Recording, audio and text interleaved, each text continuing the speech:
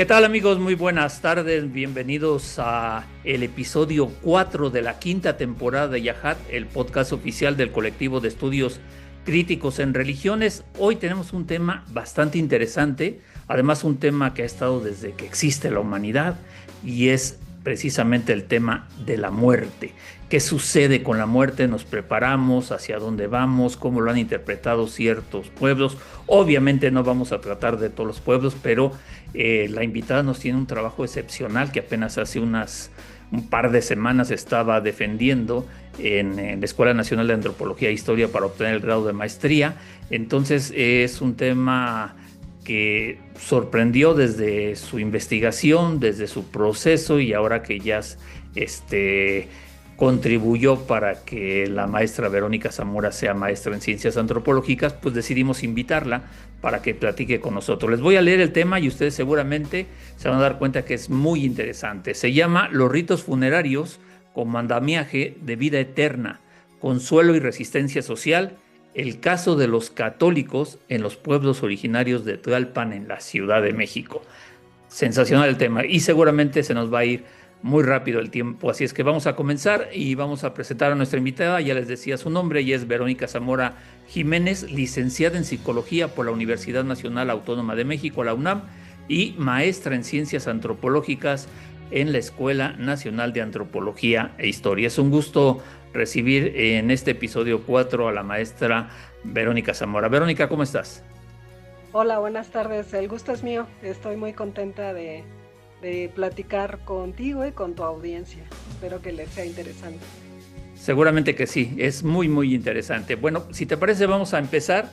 Y para comenzar, maestra Zamora, ya que este episodio va a tener a la muerte como protagonista, como eje central, eh, nos gustaría que nos cuente, que le cuente al público desde dónde vamos a platicar hoy de la muerte.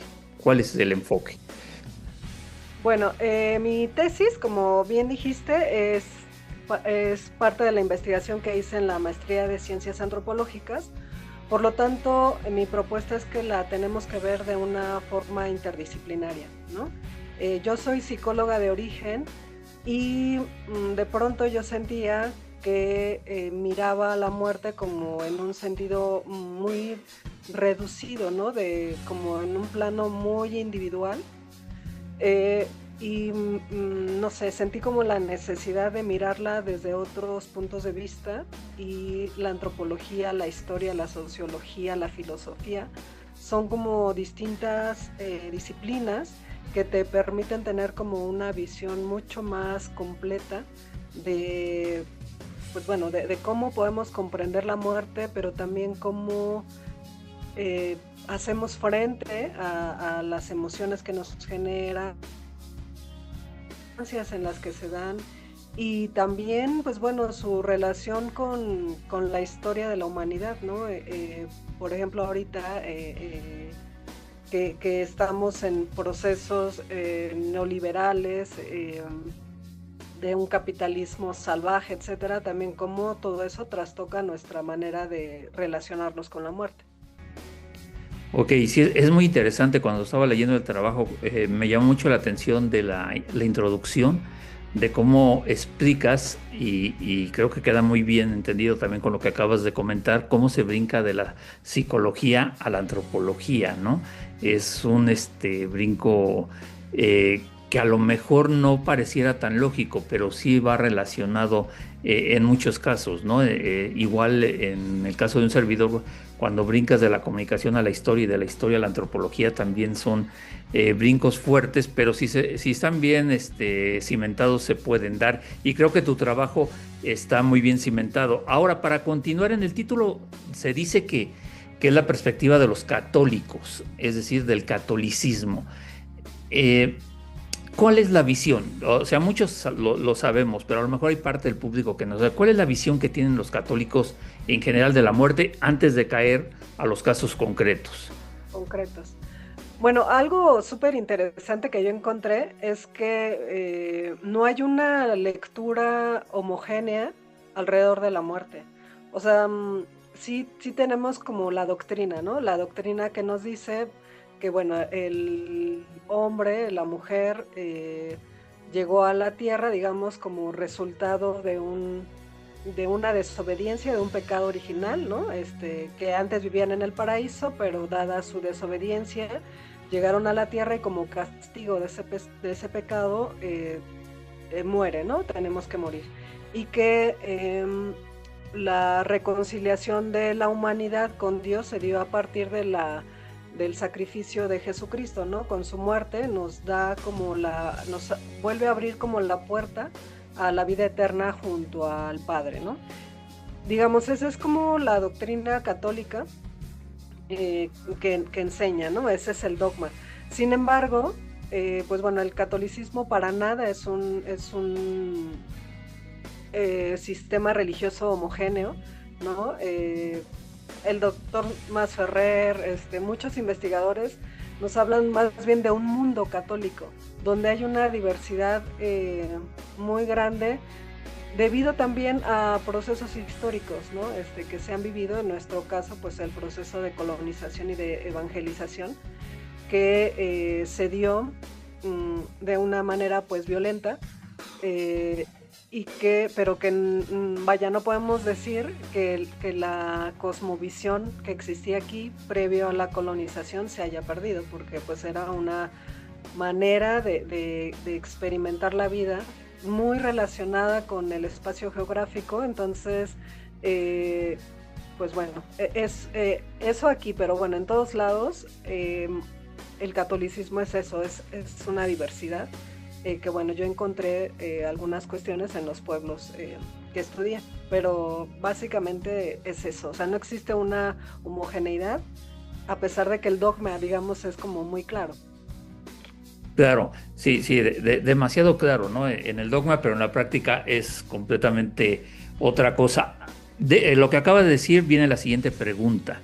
Ya nos habló que la interdisciplina, este es un estudio interdisciplinario, pero ¿por qué la alcaldía de Tlalpan? ¿Qué fue lo singular o lo diferente o lo particular que había en los pueblos originarios de Tlalpan para que usted dedicara la investigación ahí?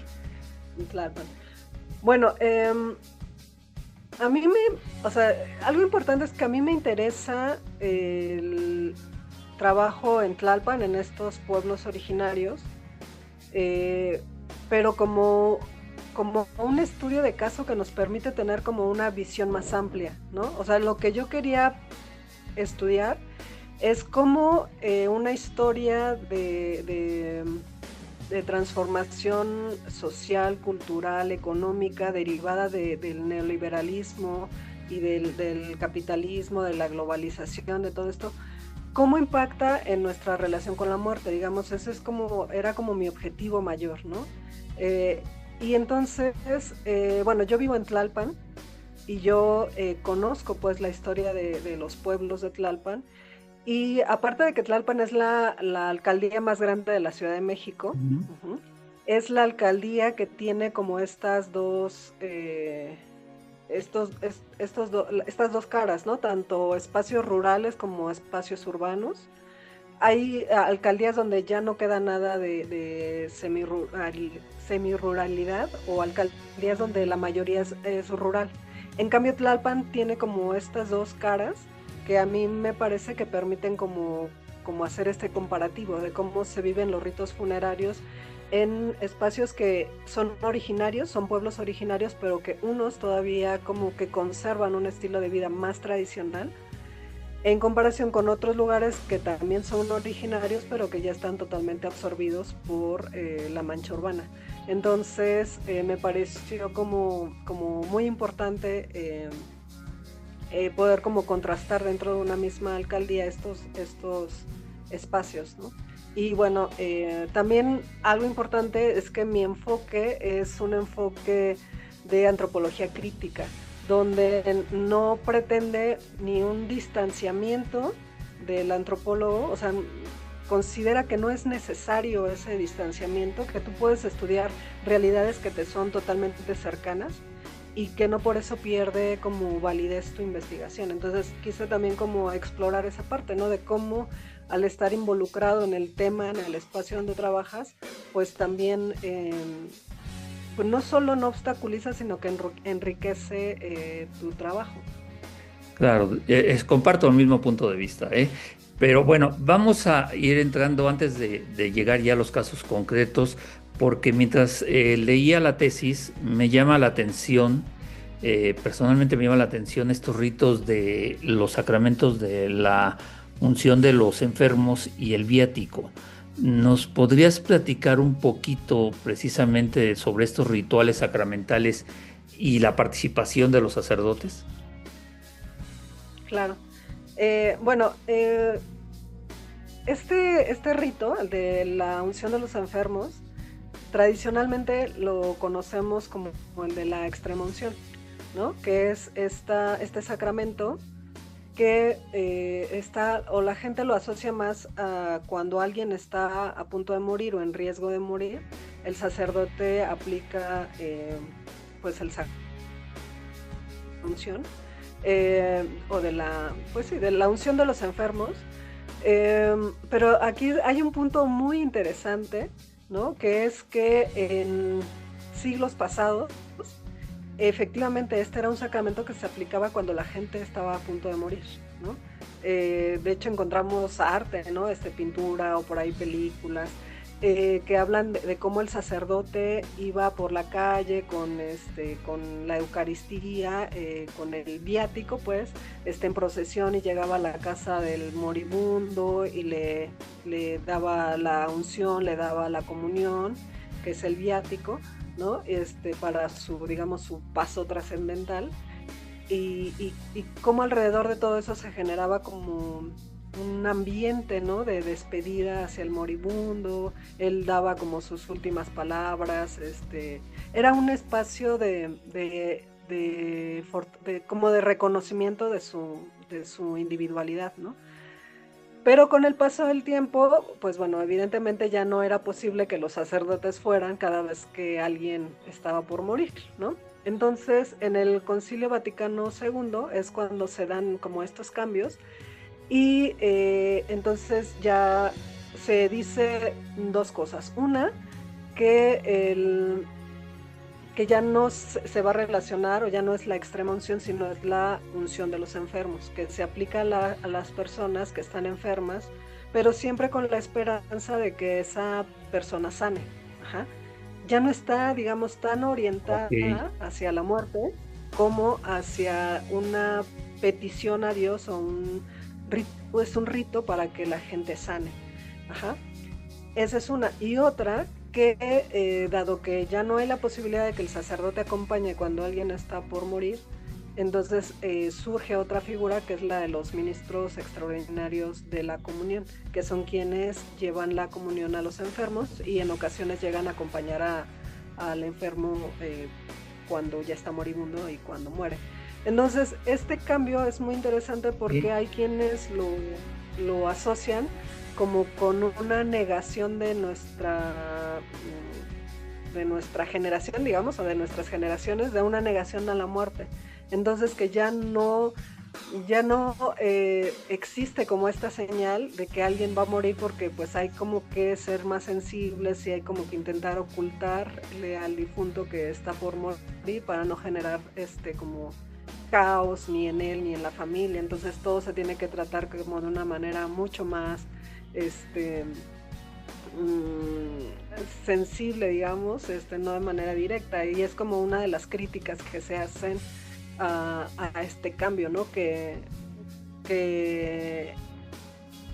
pues que deja de hablar directamente de la muerte, ¿no? Y entonces como que le da un poco la vuelta, y habla de mejor dirigir la mirada hacia la posibilidad de vida, ¿no? Es muy interesante porque, en efecto, la primera visión fue la que predominó por años, ¿no? Por siglos, podríamos decir, y podría ser discutible, porque si regresamos al dogma, pues los tenían que preparar, porque la muerte era un paso hacia arriba, ¿no? Era para poder llegar a otra nivel, ¿no? A otro plano celestial. Pero bueno, mejor la dejamos ahí, porque me imagino que es un tema muy, muy que requiere mucho tiempo, ¿no? Y de mucha opinión. Vamos mejor, ahora sí que nos platiques ¿Cuáles son los ritos velatorios en San Lorenzo, Huipulco y en Tlalpan Centro, que son, como decías hace unos instantes, sitios más urbanizados, ¿no?, de la delegación de Tlalpan? Bueno, son, eh, digamos, los que son dentro del catolicismo, digamos, son similares. Solamente que, por ejemplo, bueno, es que yo tomo como ritual incluso el anuncio de cuando alguien muere, ¿no? Ok. Entonces, también tanto en los espacios urbanos como en los rurales se da un anuncio de la muerte, pero son distintos, ¿no? Ok. Acá en Tlalpan Centro y Huipulco, que son más urbanizados, pues el anuncio es como a gente muy, muy cercana. No es un anuncio comunitario. Ajá. No es como que yo vaya con mi vecino y le cuente que acaba de morir alguien, ¿no? Ni se tocan las campanas de la iglesia, ni nada. O sea, son otros procesos de identidad donde a lo mejor sí le comunico, no sé, a sus compañeros de trabajo o a otras personas, pero no es un aviso comunitario. Uh-huh. Después del aviso viene el arreglo del cuerpo, que también yo lo veo como un ritual, ¿no? En estos espacios urbanos, casi siempre quien arregla es la agencia funeraria. ¿Sí? Y no hay una riqueza en el ajuar, ¿no? O sea, en los enseres u objetos que se colocan en el ataúd, prácticamente no hay. Quizás alguna imagen religiosa, un rosario, pero algo muy, muy austero. Es como, sí se hace, sí se viste al difunto, se le colocan algo, pero es como mucho, mucho más austero, ¿no? Después se hace el velorio. Encontré que en las familias originarias, que son familias extendidas, que es decir, que viven de varias familias en un solo terreno, ¿no? A lo mejor hermanos o tíos que viven juntos, ellos hacen el velorio en casa. Ajá. Porque tienen como, digamos, un espacio común, a lo mejor un patio, una sala grande, etcétera. Ellos hacen el velorio en casa y colocan la cruz de cal, ¿no? Con todos esos rituales, y ahí hacen el novenario. Uh-huh. Pero la cantidad de personas que asiste, pues es, no sé, a lo mejor 50 personas, 60 personas, es poco en relación con lo que vamos a ver ahorita en los pueblos de Ajusco y Topilejo. Después, una diferencia muy importante es que las misas no se hacen en la iglesia, ¿no? La misa exequial o la misa de cuerpo presente se hacen en los domicilios de las personas, o bien no se hacen, ¿no?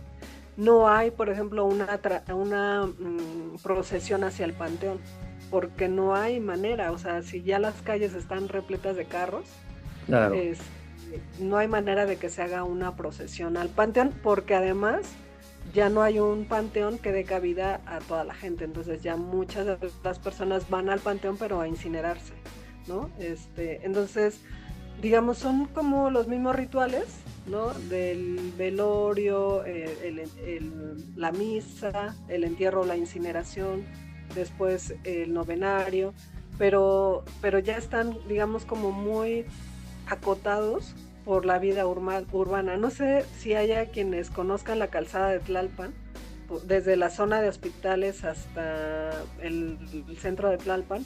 Es una avenida, bueno, ahora de las más transitadas. Pues bueno, la gente me cuenta que en los 60s, 70s todavía se hacían las procesiones funerarias a lo largo de Tlalpan, ¿no? Cosa que ahora es impensable, o sea, es imposible que se pudiera hacer algo así. Entonces, pues bueno, si vemos como la urbanización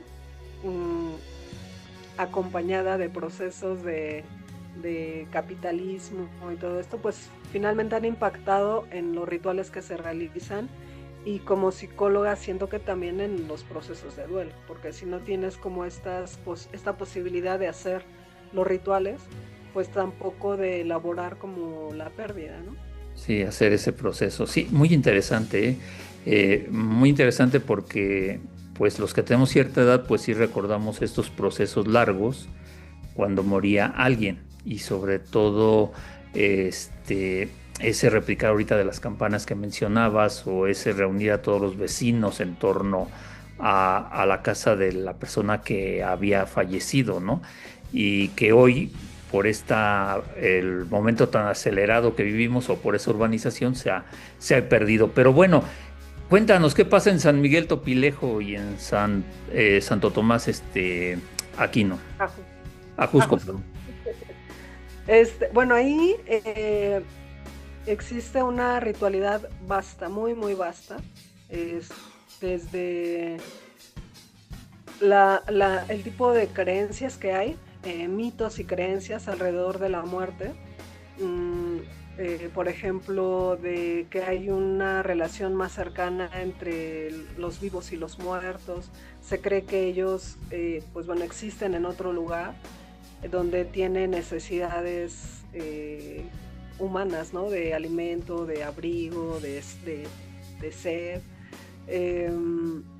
Y bueno, encontré un montón de historias, ¿no? Que hablan justo de eso, de la existencia después de la muerte, que no es la misma que la del dogma católico. Uh-huh. Yo las ubico en un género animista, ajá, que es donde se cree que las almas de los muertos, o algo inmaterial, porque el alma me parece que es un concepto católico, pero bueno, que la esencia inmaterial de las personas permanece en otro lugar y que ocasionalmente puede tener contacto con los vivos, ¿no? Y bueno, eso detona un montón de prácticas rituales, ¿no? Entonces, por ejemplo, allá cuando alguien muere, si muere en casa, pues la misma familia los arregla, ¿no? Los viste con su ropa de diario, o quizás como con alguna ropa muy característica de esa persona, ¿no? Su sombrero, su delantal, etc. Y en su caja les colocan un ajuar funerario muy rico, con esta idea de que el alma empieza un tránsito hacia otro espacio, ¿no? Entonces les colocan comida, bueno, algo muy interesante, comida de origen prehispánico, que son gorditas de maíz martajado, ¿no? Agua en un bule, les ponen una varita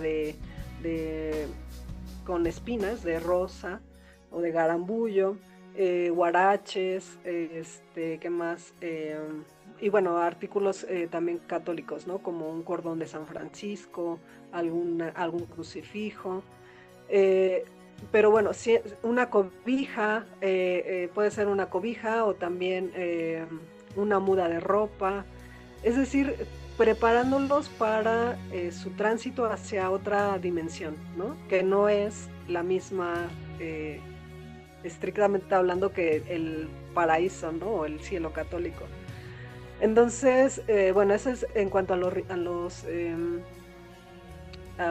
ajuar. Después en el novenario, pues bueno, ahí invariablemente se coloca la cruz de cal, ¿no? Durante el velorio se le ofrece comida y bebida al difunto, al mismo tiempo en el que se les ofrece a los demás, porque se tiene la idea de que el alma permanece en su casa durante todo el tiempo que dura el novenario. Entonces durante 9 días se platica con él, se le sirve comida, bebida, vaya, como si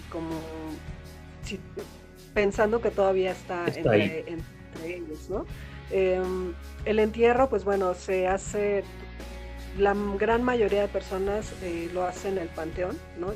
Llegan a haber ya algunas incineraciones que curiosamente muchas de esas incineraciones terminan también como enterradas en el panteón, ¿no? Pero bueno, se hace la procesión al panteón, ¿no? Y con un mundo de gente que son 300, 400 personas que acompañan el cuerpo, y que van transitando por los lugares donde habitó en vida, ¿no? Que si ya era una mujer casada, por ejemplo, la llevan a visitar la casa de soltera, donde vivía con sus papás, después lo llevan a la iglesia o a lo mejor a algún otro espacio que haya sido como significativo para esa persona, y después al panteón. Bueno, en el panteón pues bueno, se les entierra, y a los 9 días, cuando termina el novenario, que ya se va a colocar la cruz fija en la tumba, se vuelve a velar la cruz fija como si se volviera a velar el cuerpo del difunto. Ajá. Se recoge la ceniza, se lleva al panteón, es decir, es una ritualidad súper vasta bajo esta idea de que el alma permanece, ¿no? en la tierra, y que es hasta los 9 días que termina de irse. Muy bien, pues no deja de sorprenderme, y seguramente la gente que nos está viendo y escuchando en nuestras diferentes plataformas está igual de sorprendida. Me voy a salir un poquito del guión porque me quedé con una duda, y es una pregunta meramente muy personal, ya que yo estudio la jerarquía católica. Los sacerdotes de estos lugares de los que tú platicaste, no sé si tuviste la oportunidad de platicar con ellos, pero cuando ellos ven o les plantean la situación de que estos sacramentos de la unción y del viático ya no son para prepararlos al viaje final, a reunirse con Dios, porque de hecho en la liturgia dicen nuestro hermano que fue llamado por Dios y que ya está con él, y que ahora se haya cambiado a una esperanza de vida. ¿Qué opinan ellos? No sé si pudiste platicar con ellos, perdón si te saco No, al contrario, es una pregunta muy interesante. De los 4 pueblos que yo trabajé, en los 4 intenté platicar con algún sacerdote.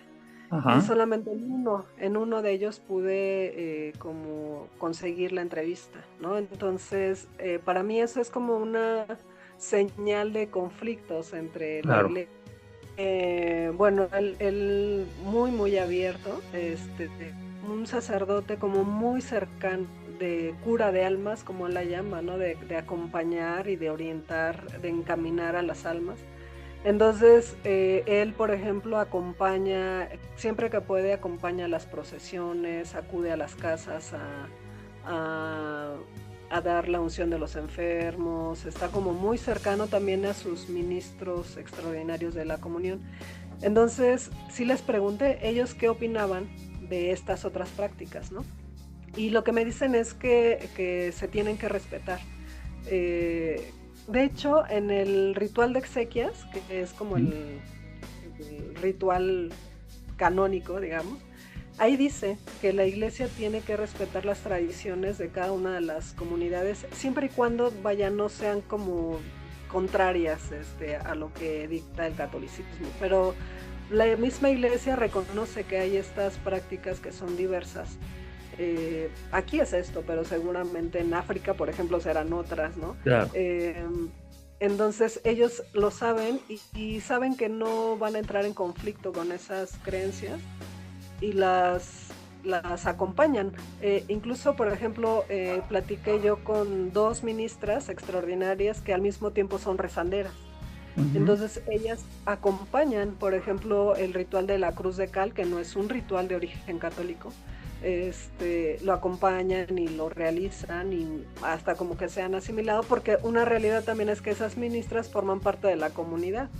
Entonces tampoco se pueden ellas como que desligar de la tradición de su pueblo, ¿no? Ok. Entonces, es eso, es una visión de respeto, ¿no? De sí reconocer que existen esas otras, pero que pues se respeta, porque pues tampoco es como que hagan mal, ¿no? A la iglesia. Claro. Muy bien, Verónica, vamos ya a la última pregunta porque nos está ganando el tiempo. ¿Cuáles son las conclusiones a lo que llega después de esta investigación? ¿Qué podemos decir en términos generales? Un par de conclusiones. Bueno, yo intenté resumir en el título mis conclusiones, ¿no? Ujú. Una, los rituales tienen esta misión de ayudar a la persona a trascender, ¿no? Ya sea una trascendencia desde lo católico, es decir, que vaya al cielo, o una trascendencia desde esta visión prehispánica, que es que transite hacia otra dimensión, a otro estado, o de alguien que a lo mejor no cree nada de eso, pero que puede creer que existe alguna forma de trascender. Pero también los rituales tienen este sentido de dar consuelo a las personas, a los deudos, ¿no?, del difunto, porque lo acompañan, porque todos estos rituales, tanto por su eficacia simbólica como por la presencia de otras personas, brindan consuelo a los dolientes. Y otra parte que me parece también importante son estos rituales, son una manera de resistencia social ante el capitalismo. Porque el capitalismo lo que busca es crear la imagen de un ser humano que es irrelevante, que es intrascendente, que es desechable, que busca romper comunidades, en donde pues cada quien vea por sí mismo y lo demás no importa. Entonces lo que hacen los rituales es mirar al ser humano como algo trascendente, que es digno incluso después de muerto, que amerita ser acompañado, que la comunidad se tiene que unir para acompañar al difunto. Entonces los rituales fortalecen también la cohesión de una comunidad o de una familia o de lo que sea. Entonces, desde ese punto de vista también los rituales son una forma de resistencia ante este sistema capitalista, ¿no?, que nos avasalla o que busca como robarnos lo que nos queda. Si es que no se robaron ya todo. Pero bueno, así hemos llegado a la parte final de este episodio 4 de la 5ª temporada de Yahat, el podcast oficial del colectivo de estudios críticos en religiones. El tema de hoy fueron los ritos funerarios como andamiaje de vida eterna, consuelo y resistencia social, el caso de los católicos en los pueblos originarios de Tlalpan en la Ciudad de México. Tuvimos como invitada a Verónica Zamora Jiménez. Ella es licenciada en psicología por la Universidad Nacional Autónoma de México y recientemente maestra en ciencias antropológicas por la Escuela Nacional de Antropología e Historia. Verónica, qué gusto que hayas podido estar con nosotros y nos hayas compartido tu conocimiento. Muchísimas gracias, igualmente gracias por la invitación, y pues los invito a buscar la tesis, o igual buscaré la manera de ponérsela en los comentarios y que la lean. Me daría mucho gusto. Muchas gracias. Hay que publicarla, ¿no? Que la ENA la publique, es muy interesante. Sí. Bueno, pues muchas gracias, Verónica, y muchas gracias a todos los que nos vieron. Recuerden suscribirse a nuestros diferentes canales, tanto de audio y video. Mi nombre es Víctor Miguel Villanueva y los espero en el 5º episodio de la 5ª temporada de Yahat. Gracias, hasta la próxima.